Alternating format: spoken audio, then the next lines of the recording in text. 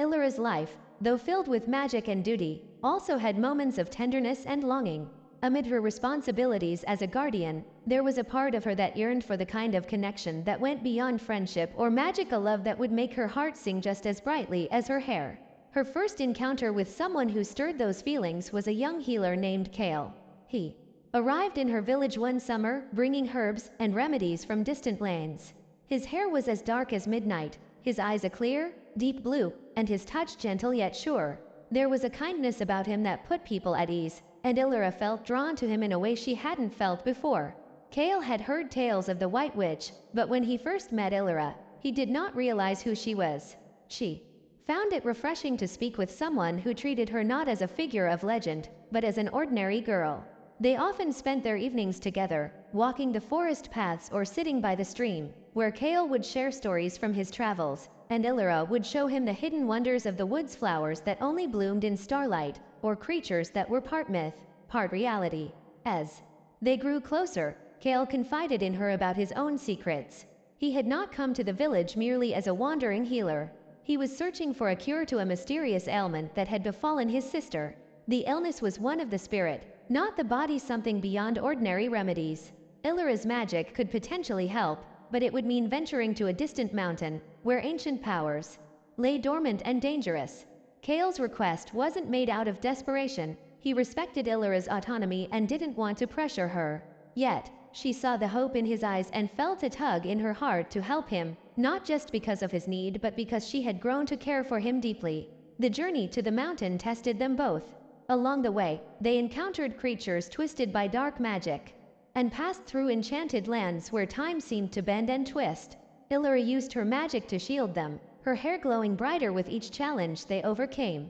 There were moments when exhaustion and fear almost overwhelmed them, but in those times, Kale would reach for her hand, and his touch would steady her, reminding her that she wasn't alone.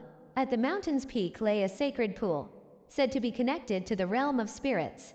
It was guarded by a being known as the Ether Warden, an ancient creature of both light and shadow. The warden agreed to grant the cure Kale sought, but at a price. It demanded a part of Illyra's magic, a piece of her very essence. Kale immediately refused the bargain, unwilling to let Illyra sacrifice for his sake. "You have given so much already," he said, his voice raw with emotion. "I cannot ask you to give up a part of yourself. Not for me." But Illyra made the choice for herself. She realized that her love for Kale wasn't just a fleeting emotion, it was something deeper, something worth giving a part of herself for. With her consent, the Ether Warden drew a strand of her glowing hair and submerged it in the sacred pool. As the water shimmered, a vial appeared, filled with the cure Kale had sought. Afterward, Illyra's magic seemed to dim for a time. Her hair, once bright white, now had a single strand of silver where the warden had taken from her. It was a reminder of the peace she had given up, a symbol of the love that had changed her. Kale, holding the cure in his hands, was overwhelmed with gratitude and something more, a deep, abiding love for the girl who had sacrificed for him. When they returned to the village and Kale's sister was healed, he stayed by Illyra's side. They continued to walk the forest paths and share their stories, but there was a new depth to their relationship. Kale didn't see Illyra as just the White Witch or a guardian of magic. He saw the person beneath the girl who laughed at his silly jokes, who loved the simple beauty of wildflowers, and who had chosen love even when it came at a cost. As years went by, Kale became Illyra's closest companion and partner in both love and duty. Though her magic was never as strong as it had been before, it grew richer and deeper, shaped by the life they built together. Their love was not without challenges. There were still dark forces that sought to exploit her magic, and Kale's own past occasionally resurfaced with its burdens. But they faced every obstacle together, with the understanding that their love was a form of magic all its own, one that didn't require glowing hair or ancient rituals, but thrived in quiet moments, shared smiles, and the unwavering bond they had forged. In time, Illyra's hair regained its brilliance, as if her magic had been renewed by the love she and Kale shared.